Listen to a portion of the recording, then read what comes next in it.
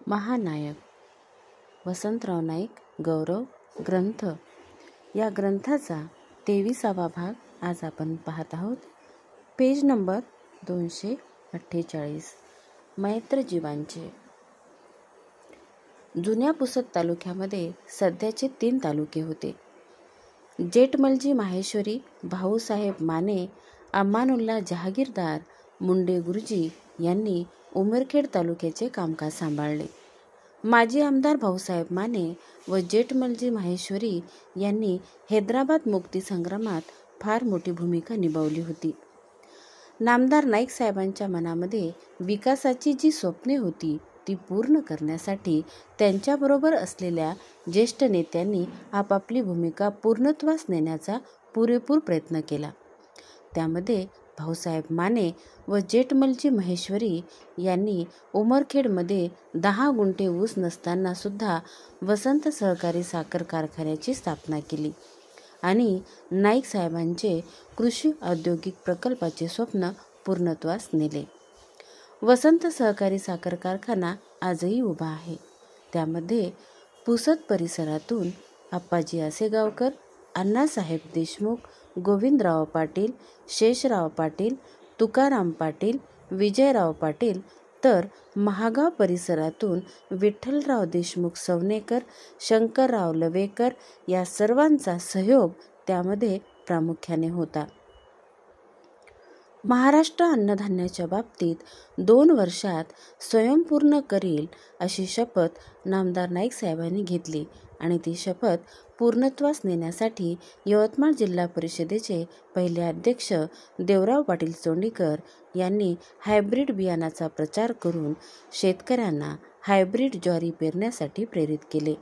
त्यांनी अहोरात्र जीप गाडीमधून फिरून संपूर्ण यवतमाळ जिल्हा पिंजून काढला.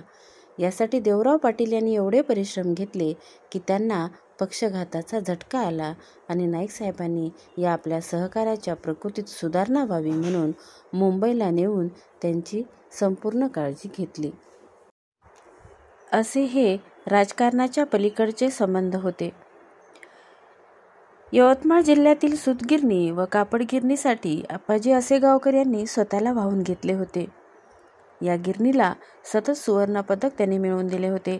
एवढेच नव्हे तर पुसदच्या कृषी उत्पन्न बाजार समिती, खरेदी विक्री संघ, सहकारी जिनिंग प्रेसिंग या संस्थेची शेषराव पाटील यांनी प्रगती केली होती. अण्णासाहेब देशमुख हे नामदार वसंतराव नाईकांचे समवयस्क मित्र होते. त्यांचा वसंत सहकारी कारखाना, यवतमाळ जिल्हा सूतगिरणी व पुसद जिनिंग प्रेसिंग या संस्था उभारण्यात मोठा सहभाग होता. ते 10 वर्षे यवतमाळ जिल्हा बँकेचे अध्यक्ष होते. ही सर्व नेते मंडळी नाईक साहेबांचं नाव आणि आपल्या संस्थांची कीर्ती महाराष्ट्रात कशी वाढेल यासाठी सतत कार्यरत राहिली. त्यावेळी महाराष्ट्राच्या मुख्यमंत्र्याच्या जिल्ह्याला शोभेल असे कार्य करण्यात थोर स्वातंत्र्य सेनानी जवाहरलाल दर्डा, माजी मंत्री आबासाहेब पार्वेकर, नानासाहेब गोहोकार, तत्कालीन खासदार देवराव पाटील लोणीकर, माजी खासदार सदाशिवराव ठाकरे, माजी मंत्री अली हसन ममदानी, बाबूराव उपाख्य, बापूसाहेब पाटील दिग्रस, उमरखेड पंचायत समिती माजी सभापती मुंडे गुरुजी, उमरखेडचे माजी नगराध्यक्ष अमानुल्ला जहागीरदार यांचा फार मोठा वाटा असून ही सर्व मंडळी नाईक साहेबांच्या निकटवर्तीयातली होती. नामदार नाईक साहेबांचे नेतृत्व संपूर्ण जिल्ह्यात अबाधित राखण्यासाठी या सर्व मंडळींनी फार मोलाचे कार्य केले याचा या ठिकाणी उल्लेख करणे आवश्यक आहे. हे मत आहे विजय पाटील चोंडीकर पुसद यांचे. मंत्रिमंडळाएवढेच जिव्हाळ्याचे नाईक मित्रमंडळ. वसंतराव नाईक साहेब महाराष्ट्राचे मुख्यमंत्री म्हणून 11.25 वर्षे सलग नेतृत्व करीत होते. या काळात महाराष्ट्राचे सरकार चालवताना त्यांचे मुंबईतील मंत्रिमंडळ त्यांनी 1963, 1967, 1969, 1972 अशा 4 वेळा शपथ देऊन जाहीर केले होते. मुंबईतील या मंत्रिमंडळापेक्षाही वसंतराव नाईक साहेबांचे पुसद आणि यवतमाळ येथील मित्रमंडळ या मंत्रिमंडळापेक्षा त्यांना अधिक जिव्हाळ्याचे होते.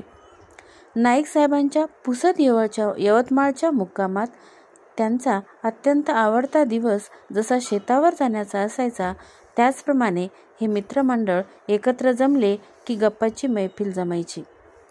राजकारणाचे डावपेच ठरायचे आणि मग रमीचा डावही रंगायचा.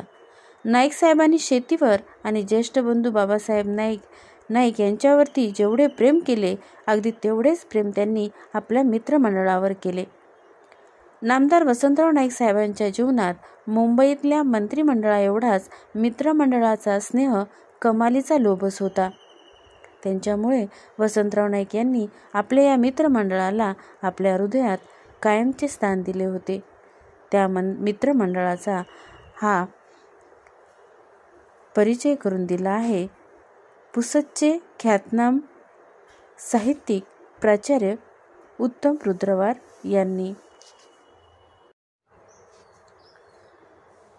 पेज नंबर 249 या पेजवर ज्येष्ठ बंधू बाबासाहेब नाईक आणि वसंतराव नाईक यांचे छायाचित्र दिलेले आहे.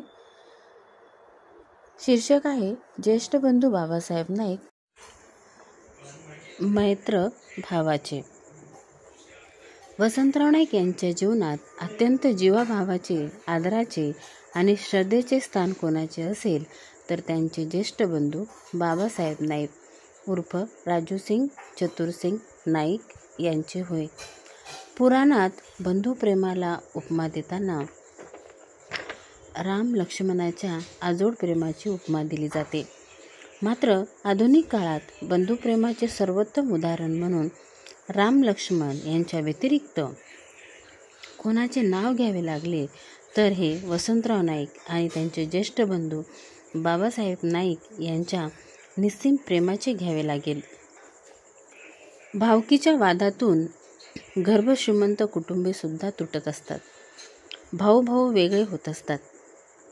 आयुष्यभर वसंतराव नाईक यांच्यावर बाबासाहेबांनी अतोनात प्रेम केले आणि वसंतराव नाईक यांचेही बाबासाहेबांवर असेच जीवश्च कंठस्थ प्रेम होते. नाईक साहेबांचे पुसदचे असो, यवतमाळ जिल्ह्यांचे असो की महाराष्ट्राचे राजकारण असो, त्यामधील सर्व राजकारणाचे सूत्रधार पुसदमध्ये बसलेले बाबासाहेब नाईक होते. नाईक साहेबांच्या बालपणात त्यांनी शिकावे म्हणून 4 ठिकाणी शिकण्याची व्यवस्था करून आवश्यक तर शेती विकून बाबासाहेबांनी नाईक साहेबांना उच्च विद्या विभूषित करण्यासाठी सर्वस्व पणाला लावले होते. आपल्या ज्येष्ठ बंधूचे हे विलक्षण प्रेम नाईक साहेब कधीही विसरले नाहीत. नाईक साहेबांच्या जवळ काही राजकीय बोलायची हिंमत न करणारी अनेक मंडळी बाबासाहेब नाईक यांच्याजवळ आपले मन मोकळे करत असत आणि बाबासाहेबांच्या मार्फत आपले छोटे मोठे काम नाईक साहेबांपर्यंत पोहोचते करत असत आणि मग ते काम नक्कीच होत असे. एक किस्सा अगदी सगळ्यांनाच माहीत आहे. 1972 साली महाराष्ट्राच्या मंत्रिमंडळात समावेश झालेल्या देवळी पुलगावच्या आमदार श्रीमती प्रभा राव निवडून आल्यानंतर मंत्रिमंडळाच्या समावेशासाठी नामदार वसंतराव नाईक यांना भेटायला न जाता सर्वप्रथम पुसद येथे बाबासाहेब नाईक यांना भेटायला आल्या होत्या आणि त्या मंत्री होऊन गेल्या. पुसद, यवतमाळ आणि महाराष्ट्रातील सामान्य कार्यकर्त्यांना बाबासाहेब नाईक यांचा फार मोठा आधार होता.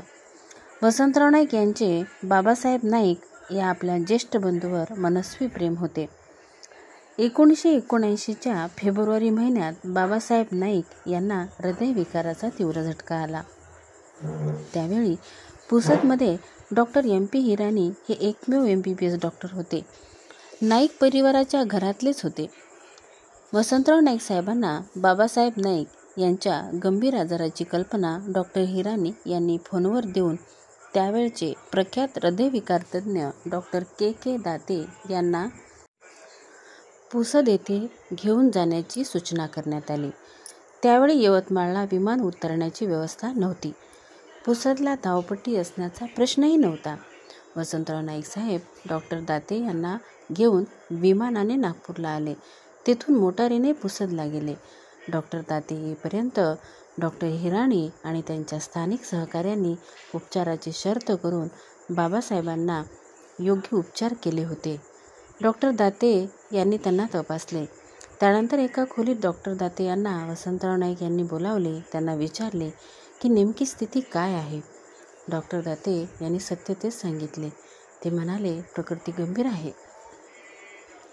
त्यावेळी दोन्ही हाताचे तळवे तोंडावर ठेवून वसंतराव नाईक साहेब ओक्साबोक्शी रडल्याची जी घटना घडली, ती घटना जशी तशी सांगताना आजही डॉक्टर NP हिराणी यांचे डोळे पाणावतात.